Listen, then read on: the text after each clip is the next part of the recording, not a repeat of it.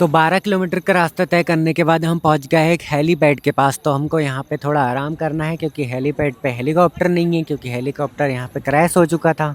अब helicopter crash हो गया तो हम क्या करें, जगह तो स्पेस खाली मिल गया, तो सब लोग यहाँ पे मौज कर रहे हैं, आराम कर रहे हैं। कोई अपनी सेल्फी ले रहा है, कोई पहाड़ों का नज़ारा को देख रहा है। तो हम भी सोचे कि हम भी थोड़ा यहाँ पे आराम कर लेते हैं, क्योंकि इतना चलने के कारण हमारी बॉडी भी रिलैक्स मांग रही है। तो हम उसको सोचे थोड़ा रिलैक्स करने दें, तभी तो हम आगे इससे भी ऊंचे ऊंचे पहाड़ों में चढ़ पाएंगे ना, क्योंकि रास्ता तो ऐसा है, एकदम वर्टिकल चढ़ाई है यहाँ पर। तो हम इतने ज़्यादा थक चुके कि मन तो कर रहा है बस यहीं पर सो जाए। हमारी मंजिल अभी 4 किलोमीटर दूर है, तो अभी हमको हमारी मंजिल तक का सफ़र तय करना पड़ेगा, और सफ़र में आने वाले इतने सुंदर और मनमोहक नज़ारों का आनंद भी तो उठाना है। तो इसलिए हम निकल पड़ते हैं आगे के सफ़र के लिए। तो यहाँ पर बर्फ़ जमी है, तो लोग यहाँ पे बर्फ़ देखने के लिए उत्साहित हो चुके हैं। लोगों में इतना एक्साइटमेंट था कि वो बर्फ़ एक दूसरे के ऊपर फेंक रहे हैं, और उससे भी ज़्यादा एक्साइटेड मैं इन सीन को देखकर हो जाता हूँ। बिल्कुल मूवी वाली सीन की याद आ गई है जो मैंने मूवी में देखा था, इन पहाड़ों को और ऐसे नज़ारों को। तो चलिए आगे चलते हैं, इससे भी ज़्यादा सुंदर नज़ारे हमको आगे देखने को मिलेंगे। तो हम निकल जाते हैं आगे की ओर और भी अद्भुत और मनमोहक नज़ारों को देखने के लिए। तो मैं बहुत ज़्यादा एक्साइटमेंट हूँ, क्योंकि हमारी मंजिल आने में सिर्फ 3 किलोमीटर की दूरी बाकी रह गई है, और मौसम भी इतना सुहाना हो रखा है कि मन एकदम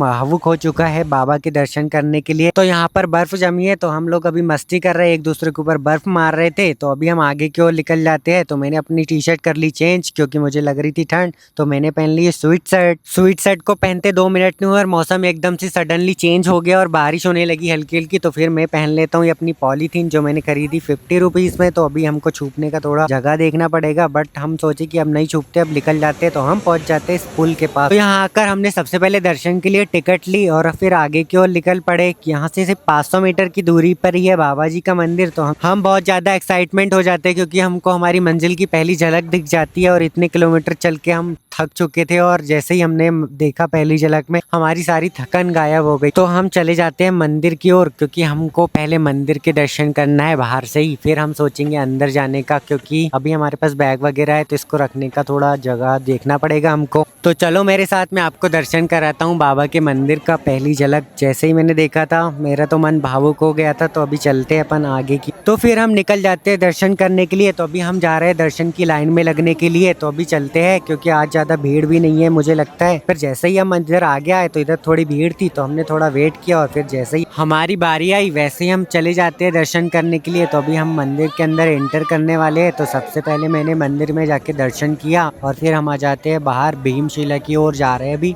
तो दोस्तों ये है भीमशिला। ये कोई नॉर्मल पत्थर नहीं है, ये वही पत्थर है जिसने बारिश के पानी को 2 धारे में चीर दिया था उस समय। ये वही पत्थर है जिसने प्रलय के समय मंदिर की रक्षा की है, जिसके कारण मंदिर आज भी सुरक्षित है।